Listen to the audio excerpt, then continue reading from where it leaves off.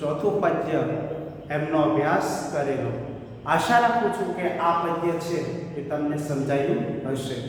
આજે આપણે ધોરણ 12 વિષય સંસ્કૃત એમનું ગદ્ય નંબર 14 જેનું શીર્ષક છે વિવાહ સંસ્કાર, એટલે કે વિવાહ નામનો સંસ્કાર છે એમનો આપણે અભ્યાસ કરવાનો છે।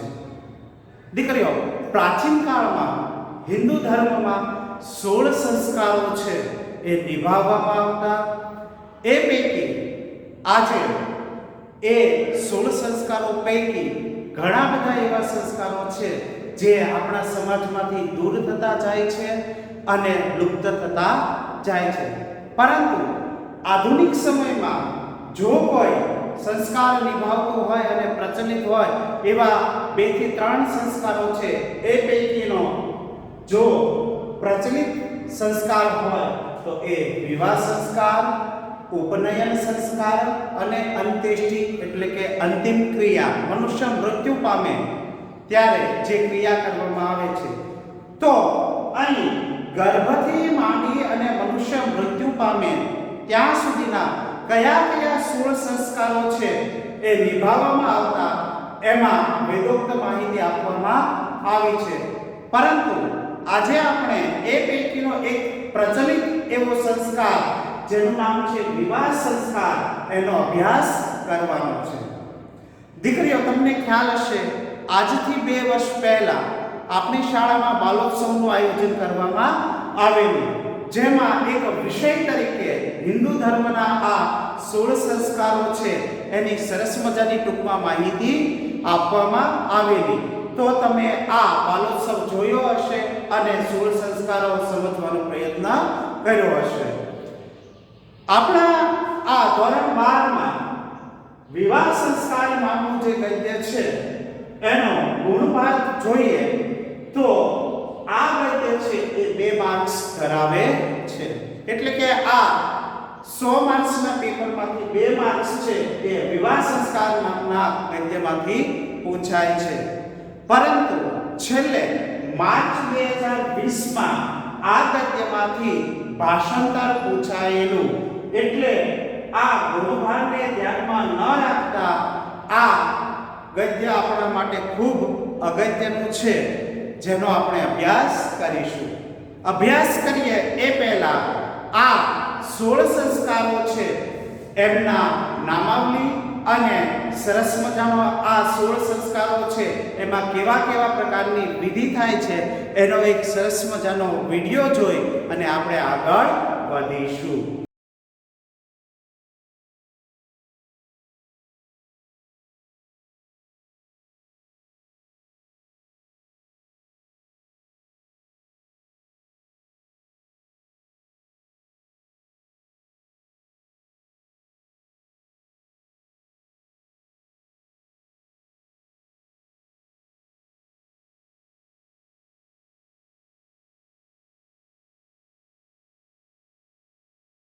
दोस्तों, संस्कार मनुष्यों के लिए परम आवश्यक होते हैं। संस्कार ही एक साधारण मनुष्य शास्त्रों के अनुसार मनुष्य जीवन के लिए कुछ आवश्यक नियम बनाए गए हैं जिनका पालन करना हमारे लिए आवश्यक माना गया है। मनुष्य जीवन में हर व्यक्ति को अनिवार्य रूप से 16 संस्कारों का पालन करना चाहिए। यह संस्कार व्यक्ति के जन्म से मृत्यु तक अलग अलग समय पर किए जाते हैं। दोस्तों, प्राचीन काल से इन 16 संस्कारों के निर्वाहन की परंपरा चली आ रही है। हर संस्कार का अपना अलग महत्व है। जो व्यक्ति इन 16 संस्कारों का निर्वाहन नहीं करता है उसका जीवन अधूरा माना जाता है। हेलो दोस्तों, मैं हूं सुबोध और आप देख रहे हैं ज्ञान मंथन। आज हम आपको अपने इस वीडियो में बतला रहे हैं हिंदू धर्म में किए जाने वाले 16 संस्कारों के बारे में। तो चलिए शुरू करते हैं। दोस्तों, हिंदू धर्म में जो पहला संस्कार किया जाता है वह है गर्भ धारण संस्कार। यह एक ऐसा संस्कार संस्कार है जिससे हमें योग्य, गुणवान और आदर्श संतान प्राप्त होती है। शास्त्रों में मनचाही संतान प्राप्ति के लिए गर्भ धारण संस्कार किया जाता है। इसी संस्कार से वंश की वृद्धि होती है। हिंदू धर्म का दूसरा संस्कार है दोस्तों पुंसवन संस्कार। गर्भस्थ शिशु के वैदिक और मानसिक विकास के लिए यह संस्कार किया जाता है। पुंसवन संस्कार के प्रमुख लाभ ये हैं कि इससे स्वस्थ, सुंदर, गुणवान संतान की प्राप्ति होती है। तीसरा संस्कार है सीमांतोन्नयन संस्कार, जिसे साधारण भाषा में सीमांता संस्कार भी कहा जाता है। दोस्तों यह संस्कार गर्भ के चौथे, छठवें और 8वें महीने में किया जाता है। इस समय गर्भ में पल रहा बच्चा सीखने के काबिल हो जाता है। उसमें अच्छे गुण, स्वभाव, कर्म का ज्ञान आए, इसके लिए माँ उसी प्रकार आचार विचार, रहन सहन और व्यवहार करती है। हिंदू धर्म में किया जाने वाला चौथा संस्कार है दोस्तों जात कर्म संस्कार। बालक का जन्म होते ही इस संस्कार को करने से शिशु के कई प्रकार के दोष दूर होते हैं। इसके अंतर्गत शिशु को शहद और घी चटाया जाता है। साथ ही वैदिक मंत्रों का उच्चारण किया जाता है ताकि बच्चा स्वस्थ और दीर्घायु हो। हिंदू धर्म में होने वाला पांचवा संस्कार है दोस्तों नामकरण संस्कार। शिशु के जन्म के बाद 11वें दिन नामकरण संस्कार किया जाता है। ब्राह्मण द्वारा ज्योतिष शास्त्र के अनुसार बच्चे का नाम तय किया जाता है। छठा संस्कार है निष्क्रमण संस्कार। दोस्तों निष्क्रमण का अर्थ है बाहर निकालना। जन्म के चौथे महीने में यह संस्कार किया जाता है। हमारा शरीर पृथ्वी, जल, अग्नि, वायु और आकाश, जिन्हें पंचभूत कहा जाता है, उनसे बना हुआ है। इसलिए पिता इन देवताओं से बच्चे के कल्याण की प्रार्थना करते हैं। साथ ही कामना करते हैं शिशु दीर्घायु रहे और जीवन भर स्वस्थ रहे। सातवां संस्कार है अन्नप्राशन संस्कार। यह संस्कार बच्चे के दांत गलने के समय अर्थात 6 से 7 महीने की उम्र में किया जाता है। इस संस्कार के बाद बच्चे को अन्न खिलाने की शुरुआत होती है। 8वां संस्कार है मुंडन संस्कार। जब शिशु की आयु 1 वर्ष की हो जाती है दोस्तों, तब या 3 वर्ष की आयु में या 5वें या 7वें वर्ष की आयु में बच्चे के बाल उतारे जाते हैं, जिसे मुंडन संस्कार कहा जाता है। इस संस्कार से बच्चे का सिर मजबूत होता है तथा बुद्धि तेज होती है। साथ ही शिशु के बालों में चिपके कीटाणु नष्ट होते हैं, जिससे शिशु को स्वास्थ्य लाभ प्राप्त होता है। हिंदू धर्म में किया जाने वाला 9वां संस्कार है विद्या आरंभ संस्कार। इस संस्कार के माध्यम से शिशु को उचित शिक्षा दी जाती है। शिशु को शिक्षा के प्रारंभिक स्तर से परिचित कराया जाता है। 10वां संस्कार है कर्ण वेध संस्कार। इस संस्कार में कान छेदे जाते हैं। इसके 2 कारण हैं। एक आभूषण पहनने के लिए, दूसरा कान छेदने से एक्यूपंक्चर होता है। इससे मस्तिष्क तक जाने वाली नसों में रक्त का प्रवाह ठीक होता है। इससे श्रवण शक्ति बढ़ती है और कई रोगों की रोकथाम भी हो जाती है। 11वां संस्कार है उपनयन या यत्रोपवित्र संस्कार। उप यानी पास और नयन यानी ले जाना। गुरु के पास ले जाने का अर्थ है उपनयन संस्कार। आज भी यह परंपरा है। जनेऊ यानी यज्ञोपवीत में 3 सूत होते हैं। ये 3 देवता ब्रह्मा, विष्णु और महेश के प्रतीक हैं। इस संस्कार से शिशु को बाल ऊर्जा और तेज प्राप्त होता है। 12वां संस्कार है वेदारंभ संस्कार। यह संस्कार व्यक्ति के पाठन और पठन के लिए ही है। इसके अंतर्गत व्यक्ति को वेदों का ज्ञान दिया जाता है। हिंदू धर्म में किया जाने वाला 13वां संस्कार है केशांत संस्कार। केशांत संस्कार का अर्थ है केश यानी बालों का अंत करना, उन्हें समाप्त करना। विद्या अध्ययन से पूर्व भी केशांत किया जाता है। मान्यता है गर्भ से बाहर आने के बाद बालक के सिर पर माता पिता के दिए बाल ही रहते हैं। इन्हें काटने से शुद्धि होती है। शिक्षा प्राप्ति के लिए शुद्धि जरूरी है ताकि मस्तिष्क ठीक दिशा में काम करे। पुराणों में गुरुकुल से शिक्षा प्राप्ति के बाद केशांत संस्कार किया जाता था। 14वां संस्कार है समावर्तन संस्कार। दोस्तों समावर्तन संस्कार का अर्थ है फिर से लौटना। आश्रम या गुरुकुल से शिक्षा प्राप्ति के बाद व्यक्ति को फिर से समाज में लाने के लिए यह संस्कार किया जाता है। इसका आशय है ब्रह्मचारी व्यक्ति को मनोवैज्ञानिक रूप से जीवन के संघर्षों के लिए तैयार किया जाना। हिंदू धर्म में किया जाने वाला 15वां संस्कार है दोस्तों विवाह संस्कार। यह धर्म का साधन है। विवाह संस्कार सर्वाधिक महत्वपूर्ण संस्कार माना जाता है। इसके अंतर्गत वर और वधू दोनों साथ रहकर धर्म के पालन का संकल्प लेते हुए विवाह करते हैं। विवाह के द्वारा सृष्टि के विकास में योगदान दिया जाता है। इसी संस्कार से व्यक्ति पितृ ऋण से मुक्त होता है।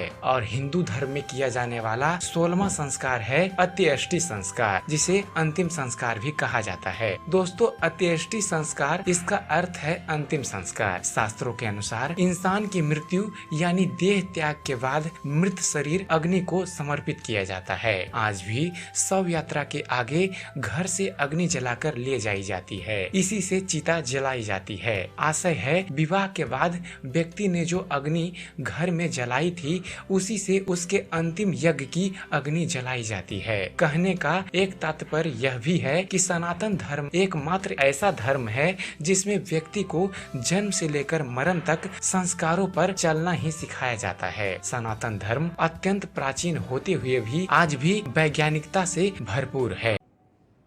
तो છેલ્લે આપણે દીકરીઓ 16 સંસ્કાર, હિન્દુ ધર્મના જે 16 સંસ્કાર છે એમનો સરસ મજાનો વિડીયો જોયો। આજે આપણે 12મા ધોરણમાં એ વિવાહ સંસ્કારનું વિવિધ પ્રકારે કઈ રીતે વર્ણન કરવામાં આવ્યું છે એ જોઈએ। આ ગદ્યમાં બે પાત્રો છે। બે પાત્રોમાં યજમાન અને પુરોહિત। યજમાન એટલે સામાન્ય વ્યક્તિ, સામાન્ય કક્ષામાં જે બ્રાહ્મણ નથી તે, અને પુરોહિત જેને આજે આપણે ગામડાની ભાષામાં કેવું હોય તો ગોર દાદા જેને કહીએ છીએ, એ ગોર દાદા। તો આ બંને વચ્ચે જે સંવાદ થાય છે, યજમાનના મનમાં પ્રશ્ન ઉપસ્થિત થાય છે ને પુરોહિત એમનો જવાબ આપે છે, એનો સરસ મજાનો સંવાદના રૂપે આ ગદ્ય આપણે જોઈએ છીએ। તો શરૂ કરીએ। સૌપ્રથમ યજમાન છે એ પુરોહિતને પ્રશ્ન પૂછે છે।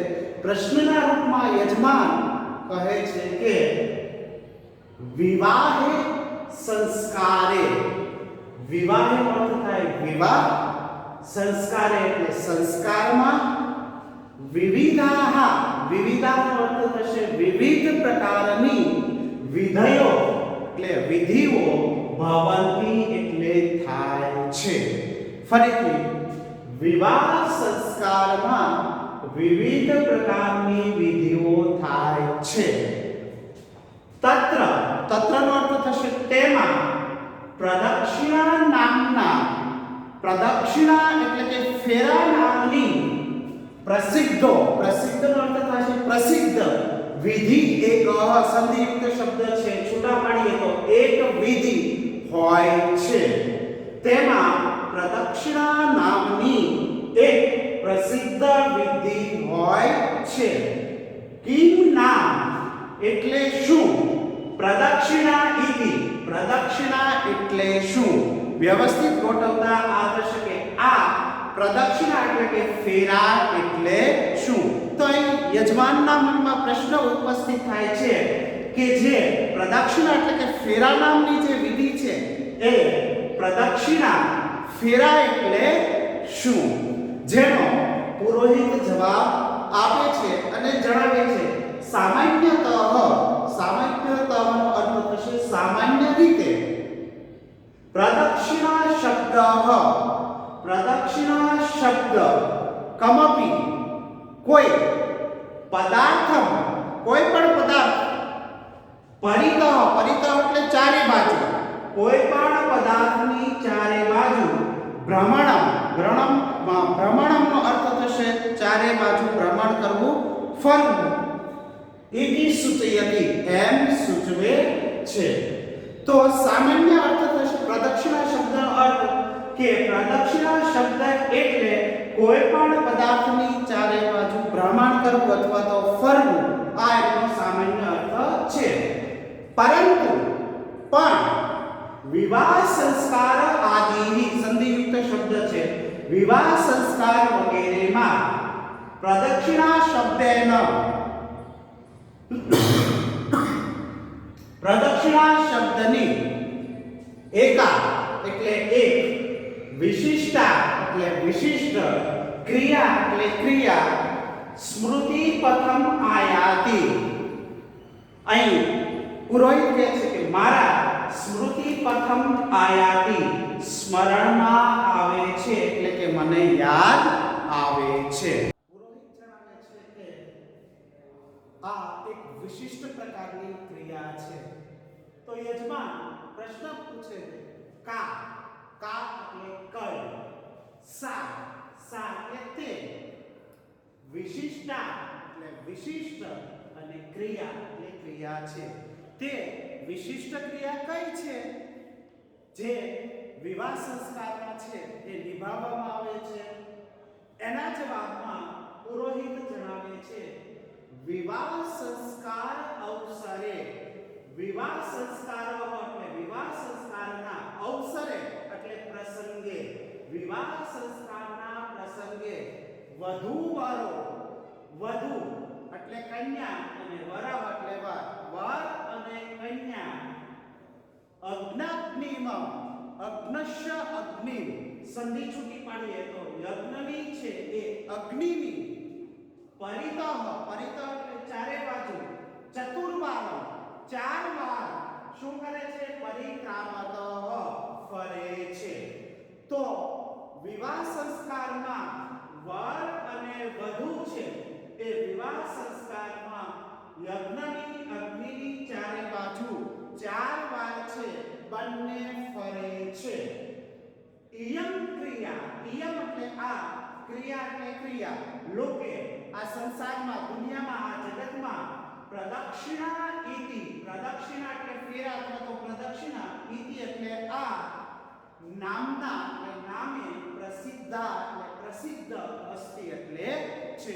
યજમાન આનો જવાબ આપે છે કે વર અને વધુ કોઈ ચોક્કસ પદાર્થ છે, એ ચોક્કસ પદાર્થ એટલે કયો? તો કે યજ્ઞની અગ્નિ, એની ચારે બાજુ છે એ 4 વાર ફેરા ફરે છે ત્યારે એને આ દુનિયામાં પ્રદક્ષિણા એ નામે ઓળખવામાં આવે છે. દીકરીઓ, તમે કોઈકના લગ્નમાં ગયા હશો તો જ્યારે પ્રદક્ષિણા એટલે કે ફેરાઓ ફરતા હોય છે એમનું તમે નિરીક્ષણ કર્યું હશે. પણ અહીં એવું લાગે છે કે યજમાન છે કદાચ કોઈ લગ્નમાં ગયા નહીં હોય એટલે આવો પ્રશ્ન પૂછે છે. યજમાનનો પ્રશ્ન એવો છે, પ્રદક્ષિણાયાહ એટલે કે પ્રદક્ષિણાના ફેરાના અવસરે એટલે પ્રસંગે વધુ વરો, વર અને વધુ સહ એવ સંધિયુક્ત શબ્દ છે સહ એવ એટલે સાથે જ, ચલતઃ એટલે ચાલે છે, અથવા અનુક્રમેણ નો અર્થ થાય વારાફરતી આગળ પાછળ, ચલતઃ ચાલે છે. યજમાનને ખ્યાલ નથી કે જ્યારે પ્રદક્ષિણા થતી હોય, ફેરાઓ ફરતા હોય ત્યારે વર અને વધુ બંને સાથે ચાલે છે કે વારાફરતી આગળ પાછળ ચાલે છે? એનો જવાબ આપતા પુરોહિત જણાવે છે કે પ્રાય મોટે ભાગે ત્રિષુ 3 તિસ્ત્રહ પણ કહી શકાય. ત્રિષુ 3 પ્રદક્ષિણામાં કન્યા એટલે કે કન્યા પ્રથમ એટલે પહેલા, ચલતી એટલે ચાલે છે. મોટા ભાગે 4 જે ફેરાઓ ફરવાના હોય છે એમાં 3 ફેરામાં છે એ કોણ આગળ હોય છે? તો કે કન્યા આગળ હોય છે. તદ અનુ સંધિયુક્ત શબ્દ છે તદનું શબ્દ છે સંધિયુક્ત થશે એટલે તદ અનુ, તદ એટલે તેની અને અનુ એટલે પાછળ, અને તેની પાછળ વરહ ચલતી વર ચાલે છે. તતઃ ત્યાર પછી અંતિમાયામ એટલે કે ચોથા છેલ્લા ફેરામાં, છેલ્લા પ્રદક્ષિણાયામ એટલે પ્રદક્ષિણામાં વરહ એટલે વર, પ્રથમ એટલે પહેલા, ચલતી એટલે છે, તદ અનુ તેની પાછળ, કન્યા એટલે કન્યા ચાલે છે. હવે પ્રશ્ન એ ઉપસ્થિત થઈ દીકરીઓ, તમારા મનમાં ઉપસ્થિત થયો છે કે પહેલા 3 ફેરામાં વર આગળ ચાલે કે વધુ? હવે આ પ્રશ્ન છે એ દીકરીઓ ખૂબ જ ચર્ચા પામેલો છે. અંતે સર્વસામાન્ય જે છે સ્વીકૃતિ છે એ પ્રમાણે પ્રથમ 3 ફેરામાં છે એ વધુ આગળ ચાલે છે અને છેલ્લા ફેરામાં વર આગળ ચાલે છે. એટલે જ્ઞાતિ પ્રમાણે ધર્મ પ્રમાણે અલગ અલગ આ નિભાવતા હોય છે, પરંતુ આપણે બધાનો મત સર્વ સ્વીકૃત એવો મત છે એને સ્વીકારીને આપણે આ 3 ફેરામાં કન્યા આગળ ચાલે અને છેલ્લા ફેરામાં વર આગળ ચાલે છે એવું સ્વીકારવાનું છે. યજમાન છે એ પ્રશ્ન પૂછે છે કે ભાઈ બંને વર અને વધુ સાથે ચાલે તો ન ચાલે, પણ અહીં યજમાન છે એ પ્રશ્ન પૂછે છે કે અનુક્રમેણ નો અર્થ થાય વારા ફરતી આગળ પાછળ, પ્રચલને ચાલવા પાછળનું, કિમ એટલે શું, પ્રયોજનમ એટલે કારણ, પ્રયોજન અથવા તો હેતુ. આમ વર અને વધુ આગળ પાછળ ચાલે છે એની પાછળનું કારણ શું, જેના જવાબમાં પુરોહિત જણાવે છે એવમ હિ મન્યતે, એવું મન્યતે એટલે માનવામાં આવે છે કે ગૃહસ્થ આશ્રમના નાના વિધાની, નાના એટલે વિવિધ અને વિધાની એટલે પ્રકારના, ગૃહસ્થ આશ્રમના વિવિધ કાર્યાણી એટલે કાર્યોમાં, ગૃહસ્થ આશ્રમના વિવિધ પ્રકારના કાર્યોમાં સુશીલાયાહ જેનો અર્થ થાય છે સદ્ગુણોથી યુક્ત, સુશીલ, સૌજન્યશીલ કન્યાહ અને સૌજન્યશીલ ધર્મપત્ન્યાહ, ધર્મપત્નીના માર્ગદર્શનમાં સંપન્નાની, સંપન્ન અથવા તો પૂર્ણ, ભવંતી એટલે થયેલા હોય છે. ગૃહસ્થાશ્રમ એટલે ઘર સંસાર જ્યારે તમે ચલાવો છો ત્યારે અમુક બાબત એવી હોય છે કે જેમાં તમારે ધર્મપત્નીનું માર્ગદર્શનની જરૂરિયાત રહે છે. શરૂઆતના ગૃહસ્થાશ્રમની શરૂઆતમાં છે એ ધર્મપત્ની છે એ તમને માર્ગદર્શન આપે એ પ્રમાણે તમારે કાર્ય કરવું જોઈએ. એક ઉદાહરણ જોઈએ, દાખલા તરીકે રસોઈ બનાવવાની હોય તો એમાં ધર્મપત્ની છે એના માર્ગદર્શનની જરૂર પડે, કારણ કે આપણને ભાઈઓને વરને એવી ખબર નથી પડતી કે મરચું કેટલું નાખવું, મીઠું કેટલું નાખવું. એટલા માટે આ જે સુશીલ એટલે કે સદ્ગુણોથી યુક્ત અને સૌજન્યશીલ છે ધર્મપત્ની છે એના માર્ગદર્શનની આપણને જરૂરિયાત હોય છે.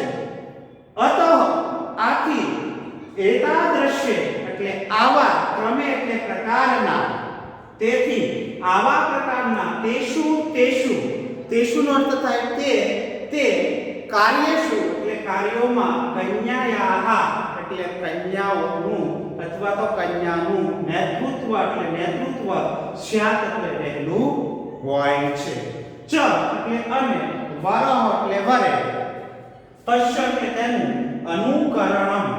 અનુકરણ કુર્યાત એટલે કરવું જોઈએ. ઇત્યેવમ એવો શબ્દ છે સંધિયુક્ત છે, છૂટા પાડી તો ઇતિ એવમ આ પ્રકારે કર્તવ્યમ એકમ એક કર્તવ્યનું સૂચિતમ એટલે સૂચન અને ભવતી એટલે થાય છે. જીવનના પહેલા આગલા ભાગમાં કન્યાનું નેતૃત્વ હોવું જોઈએ તેમ જીવનના પરાર્ધે, પરહ વત્તા અર્ધે, પર એટલે પાછલા અને અર્ધ એટલે અડધા, જીવનના પાછલા અડધા ભાગમાં પુરુષસ્ય એટલે પુરુષના માર્ગદર્શન અપેક્ષિતમ, સંધિયુક્ત શબ્દ છે. માર્ગદર્શનમ એટલે માર્ગદર્શનની, અપેક્ષિતમ એટલે જરૂર, ભવતી ઇતિ એટલે રહે છે. જીવનના પાછલા ભાગમાં પુરુષના માર્ગદર્શનની કન્યાને જરૂર પડે છે. જેમ કે બાળકો મોટા થાય પછી એમને કઈ શાળામાં પ્રવેશ આપવો, એમના પોતાના સંતાન માટે યોગ્ય કન્યા અથવા તો વર છે એ શોધવા માટેની ક્રિયા, આવા વિવિધ પ્રકારના જીવનમાં જે પાછળની ક્રિયા છે એના માટે પુરુષના માર્ગદર્શનની જરૂરિયાત કન્યાને હોય છે. તેથી ચતુર્થામ એટલે કે ચોથા, પ્રદક્ષિણા એટલે ફેરામાં, વરહ એટલે વર, અગ્રીમો એટલે આગળ અને ભવતી એટલે હોય છે. તો શા માટે પ્રથમ 3 ફેરામાં કન્યા આગળ અને ચોથા ફેરામાં વર આગળ હોય છે એ કારણ આપણે સમજ્યા. કારણ કે શરૂઆતમાં કન્યાનું નેતૃત્વ હોય હોય છે અને છેલ્લે જ્યારે જિંદગી છે એનો અડધો ભાગ પૂરો થાય ત્યારે પુરુષના છે માર્ગદર્શનની જરૂરિયાત હોય છે. એટલા માટે ચોથા ફેરામાં છે એ વર આગળ હોય છે.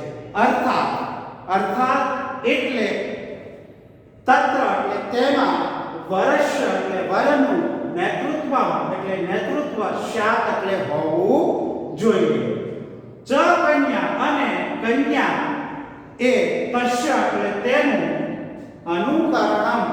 અનુકરણ કુર્યાત એટલે કરવું જોઈએ. જીવનના પાછલા ભાગમાં છે કન્યાએ પોતાના વરનું કહ્યું માનવું જોઈએ. ઇતિ એવં આ પ્રમાણે અપરમ એટલે બીજા કર્તવ્યમ એક કર્તવ્યનું સૂચિતમ એટલે સૂચન અને ભવતી એટલે થાય છે. યજમાન પુરોહિતને બીજો પ્રશ્ન પૂછે છે કે ભગવાન અહીં વડીલો માટે સન્માનીય વ્યક્તિ માટે શબ્દ ઉપયોગ થાય છે ભગવાન, જેનો અર્થ થાય શ્રીમાન. મયા એટલે મેં. એતતનો અર્થ થાય એવું. શ્રુતમ એટલે સાંભળેલું છે.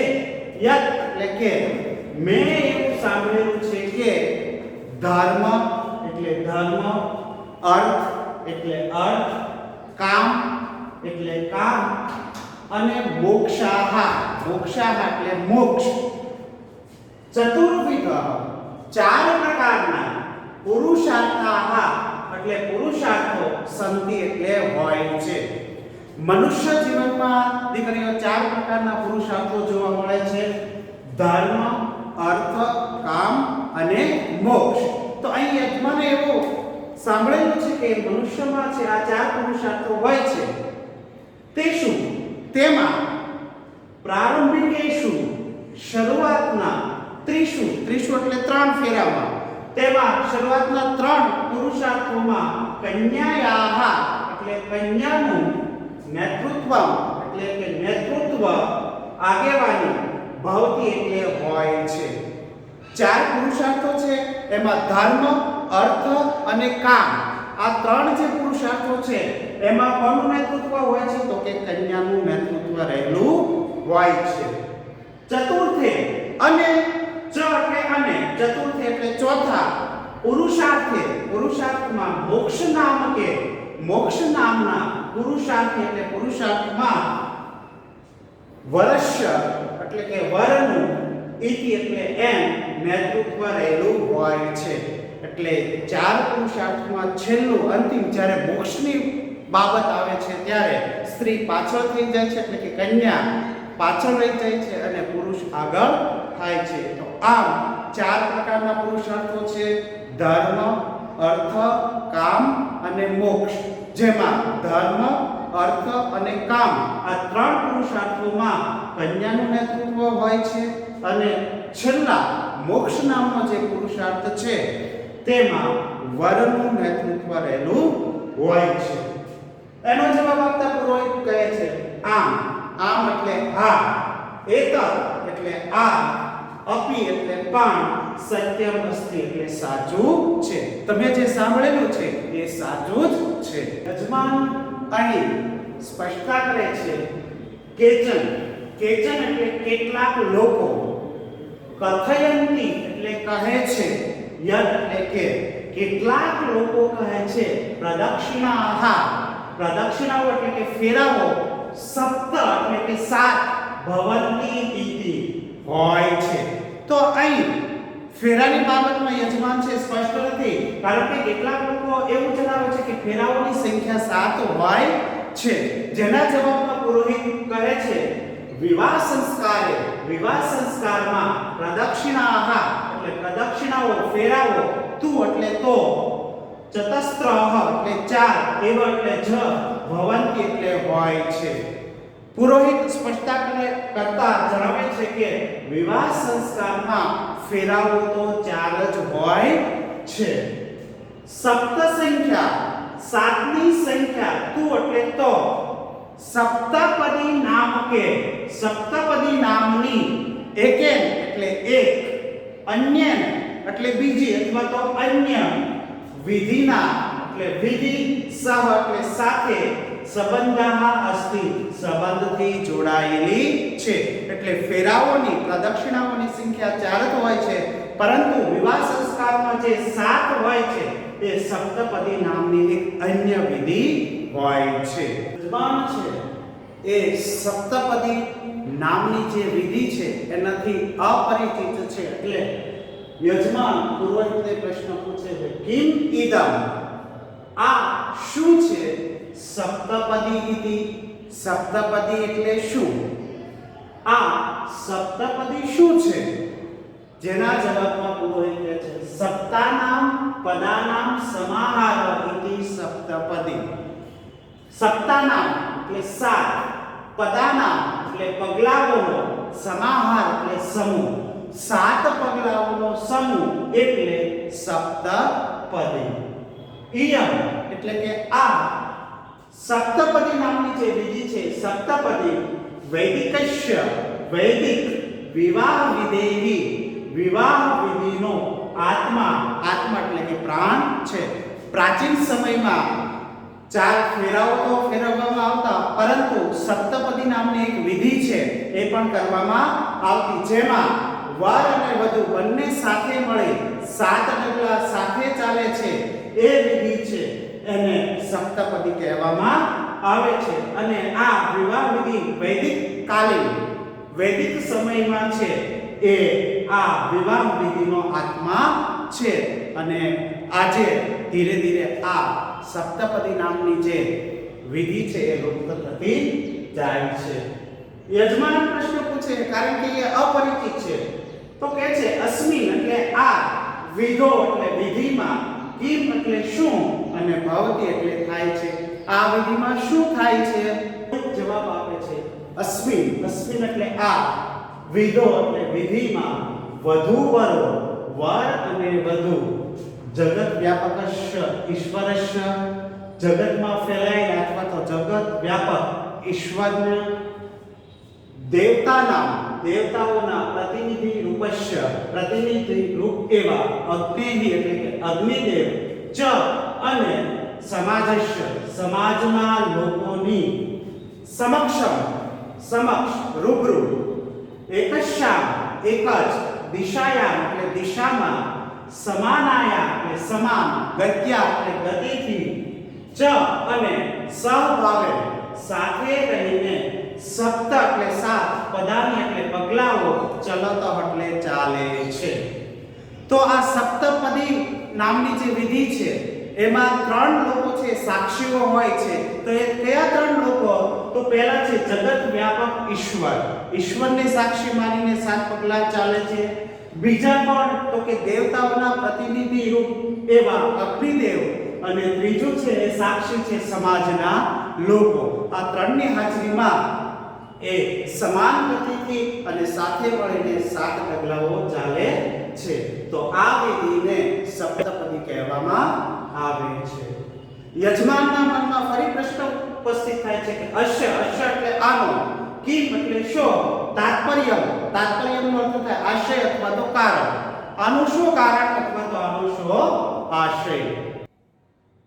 પુરોહિત વિવાહેન એટલે વિવાહ વિધિના એટલે વિધિ વડે, વિવાહ વિધિ વડે, વધો એટલે વધુ, ચ વર્ષ અને વર, વધુ અને વર, આત્મનો હો બંને પોતાની, આત્મનો એટલે બંને પોતાની, એક્યમ એટલે એકતાને, સાધ્યત એટલે સાધે છે. અર્થાત એટલે કે શરીરે, શરીરથી ભિન્નો આપી, જુદા જુદા હોવા છતાં પણ વધુ વરો, વર અને વધુ, આત્મના એટલે મનથી, એકત્વ એટલે એકતા, ભજત એટલે પામે છે. બંનેના શરીર અલગ અલગ હોવા છતાં પણ બંનેના મન એક બને છે. જેમાં દિશાયા સમાનતા, દિશાની સમાનતા અર્થાત એટલે કે વિચારસ્ય એકતા, વિચારની એકતા, બંનેના વિચાર સમાન થવા જોઈએ. ગતિની એટલે કે ગતિની, ગમનની, જવાની, સમાનતા, સમાનતા અર્થાત એટલે કે ઉદ્યોગે કાર્યમાં સમાનમ એટલે સમાનપણે સહભાગીપણું. એ ઘરના કાર્ય હોય એટલે બહારના કાર્ય હોય, બંને છે સાથે મળી અને કાર્યો કરવા જોઈએ. વધુ વરો વર અને વધુ યદા એટલે જ્યારે સમાન એવ સમાનપણે વિચારયત વિચાર કરે છે ચ અને સમાનમ સમાન રીતે ઉદ્યોગમ કરોત ઉદ્યોગ કરે છે તદા ત્યારે તો તે ગૃહસ્થ આશ્રમના લક્ષ્યમ એવં અવશ્યમ ધ્યેયને અવશ્ય પ્રાપ્ત કરે છે. એટલે કે જ્યારે પતિ અને પત્ની બંને સાથે મળી એક સરખા વિચાર રાખે છે અને કાર્યમાં એકબીજાને મદદ કરે છે, ત્યારે ગૃહસ્થ આશ્રમનું જે ખરેખર લક્ષ્ય છે, ધ્યેય છે, એ ચોક્કસપણે પ્રાપ્ત થાય છે. ગૃહસ્થ આશ્રમસ્ય ગૃહસ્થ આશ્રમનું કિમ લક્ષ્યમ ધ્યેય શું હોય છે? ગૃહસ્થ આશ્રમનું છે એ મુખ્ય ધ્યેય શું હોય છે? જેના જવાબમાં પુરોહિત કહે છે સપ્તપદ્યામ એટલે કે સપ્તપદીમાં યાની એટલે જે સપ્ત એટલે સાત પદાની એટલે પગલાઓ સંતિ એટલે હોય છે. સપ્તપદીમાં જે સાત પગલાઓ હોય છે તાની તે એકમ સંધિયુક્ત શબ્દ છે. એકમ એટલે કે એક લક્ષ્યમ એટલે ધ્યેયને સૂચયતિ એટલે સૂચવે છે. જે સાત પગલાઓ છે એ દરેક એક પગલામાં છે કંઈક ચોક્કસ પ્રકારનું લક્ષ્ય એટલે કે ધ્યેય છે એ નિર્ધારિત કરવામાં આવ્યું છે. ઇમમ એટલે આ વિધિ એટલે વિધિ કુર્વન એટલે કરતા વરહ ચ વધુ વર અને વધુ એ અશ્ય એટલે જે મંત્રશ્ય એટલે મંત્રોનું ઉચ્ચારણ એટલે ઉચ્ચારણ કુરુત એટલે કરે છે. તત્ર તેમાં ઈમાની એટલે આ સપ્ત એટલે સાત લક્ષાની એટલે ધ્યેયોનું સૂચિતાની સૂચન કરવામાં સંતિ એટલે આવે છે. આનો મતલબ કે જે સાત પગલા ચાલે છે એક પગલું ચાલતા એક ધ્યેય છે એ નિર્ધારિત કરવામાં આવે છે. સપ્તપદીમાં જે સાત પગલાઓ વર અને વધુ એ સાથે ચાલવાના છે, એમાં પ્રથમ પગલું જ્યારે ચાલે છે ત્યારે એ ધ્યેય લખ્યું હોય છે. એ ધ્યેય કયું છે તો કે અન્ન આદિ ઐશ્વર્યાય એટલે કે અન્ન વગેરેની સમૃદ્ધિ માટે પ્રથમ પગલું ચાલે છે. બીજા પગલામાં શું માંગે છે તો કે બલાય શક્તિ માટે બીજું પગલું ચાલે છે. ત્રીજામાં ધન આદિ નામ ઉન્નયતે એટલે કે જ્યારે ગૃહસ્થ આશ્રમ ભોગવે છે ત્યારે ધન અને સંપત્તિમાં ઉન્નતિ થાય, પ્રગતિ થાય એટલા માટે એ બીજું ડગલું ચાલે છે. ચોથા ડગલામાં એ સુખાય સર્વ પ્રકારના સુખની ઈચ્છા રાખે છે. પાંચમા પગલામાં સહાયક નામ પશુ નામ કાપ્તયે એટલે કે પૌરાણિક સમયમાં ખેતી કૃષિ માટે છે એ મદદરૂપ એવા સહાયક એવા પશુઓની પ્રાપ્તિ માટે એ પગલું કરે છે. છઠ્ઠું ઋતુભ્ય અર્થાત ઋતુનામ સુખાન અનુભવાય. છઠ્ઠું છે એ ઋતુઓ એટલે કે ઋતુઓ પ્રત્યેક ઋતુમાં છે સુખનો અનુભવ થાય એવું માંગણી કરે છે. અને છેલ્લા સાતમા પગલામાં એ સર્વ પ્રાણીનામ મિત્રતા ભવત ઇતિ દરેક પ્રાણીઓ પ્રત્યે મિત્રતા બની રહે અને દરેક પ્રાણીના મિત્ર રહે એવી ભવત ઇતિ આ સપ્તમ એટલે સાત લક્ષાની એટલે ધ્યેયો નિર્ધારિત સંતિ એટલે થયેલા છે. યજમાન છે એ પુરોહિત છે એમને અભિવાદન કરતા જણાવે છે સમ્યક એટલે સારો, પ્રબોધિત એટલે ઉપદેશ, અહમ એટલે હું, ભવતા એટલે આપની પાસેથી પામ્યો છું. હું આપની પાસેથી સારો ઉપદેશ પામ્યો છું. તમે મને જે શીખવ્યું છે એ મારા જિંદગીમાં ખૂબ અગત્યનું બની રહેશે અને મને આ સરળ ઉપદેશ પ્રાપ્ત થયો છે. ભવતે એટલે આપનું, નમો નમઃ અભિવાદન કરું છું. જેનો બીજો અર્થ કરવો હોય તો હું આપને પ્રણામ કરું છું.